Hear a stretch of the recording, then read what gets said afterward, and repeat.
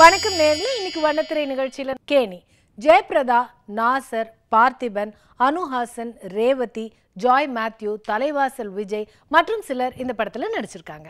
Naushad ஷரீஃபின் ஒளிப்பதிவுல ஜெயச்சந்திரனின் இசையமைப்புல MA. நிஷாத்தின் இயக்கத்துல இந்த படத்தை தயாரிச்சிருக்காங்க சஜு அண்ட் சஜு.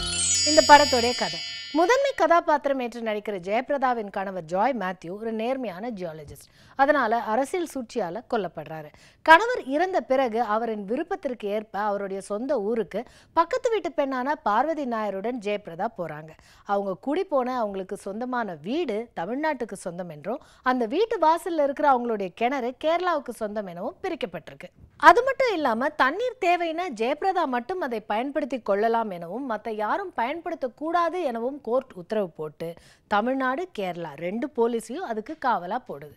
தன் வீடு இருக்கும் கிராமத்தில் இருக்கும் அனுஹாசன் மற்றும் மக்கள் தண்ணீரே இல்லாம பாலைவன வாழ்க்கை வாழறாங்க. இந்த வேதனையை பார்த்து ஜெயபிரதா, அந்த ஊர் தலைவரான பார்த்திபன், நேர்மையான வக்கீல் நாசர், நேர்மையான கலெக்டர் ரேவதி இவங்களோட சேர்ந்து அந்த இடத்துக்காக ஆசைப்படும் அமைச்சர் தலைவாசல் விஜய் எதிர்த்து போராடி அந்த மக்களுக்கு எப்படி தண்ணீர் வாங்கி தந்து வெற்றி பெறுறாங்க அப்படிங்கிறது தான் இந்த படத்துடைய மீதி கதை. முதன்மை கதாபாத்திரத்தில் இந்திராவாக ஜெயபிரதா தனக்கு சொந்தமான தண்ணீரை தன் ஊர் மக்களுக்கு பெற்று தர்றதுக்காக போராடுறாங்க. அது மட்டும் இல்லாம அராஜகமான போலீஸ் அதிகாரியிடம் மாட்டிக்கொள்ளும் தன்னை நம்பி வந்த பெண் பார்வதி நாயரை காப்பாற்றவும் எதிர்த்து போராடுறாங்க. இப்படி இவங்களுடைய கதாபாத்திரம் போராட்டம் நிறைந்து வெற்றிகரமாக அமைஞ்சிருக்கு. ஊர் பஞ்சாயத்து தலைவராக நேர்மையானவராக பார்த்திபன் மக்களுடைய எண்ணங்களை தன்னுடைய டயலாகாக பேசி நக்கல் நையாண்டி செய்து சிரிக்கவும் சிந்திக்கவும் வச்சிருக்காரு. ஏழை மக்களுக்காக இலவசமாக வாதாடும் வக்கீல் நாசர், நேர்மையான கலெக்டர் ரேவதி என எல்லா கதாபாத்திரங்களையுமே சிறப்பாக அமைச்சிருக்காங்க. ஒளிப்பதிவாளர் நௌஷாத் ஷரீஃப் தமிழ்நாட்டின் வறட்சியையும் கேரளாவின் பசுமையும் நமக்கு புரியும்படி துல்லியமா படப்பதிவு செஞ்சிருக்காரு.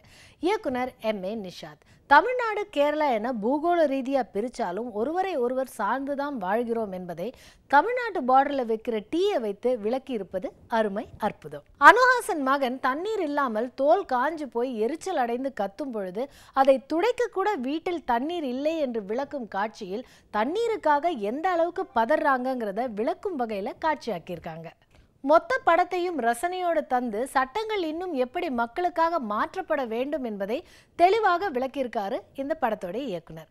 மொத்தத்தில் கேணி நிறைவு. மீண்டும் சந்திக்கும் வரை வணக்கம் கூறி விடைபெறுவது உங்கள் பிரியதர்ஷினி. நன்றி.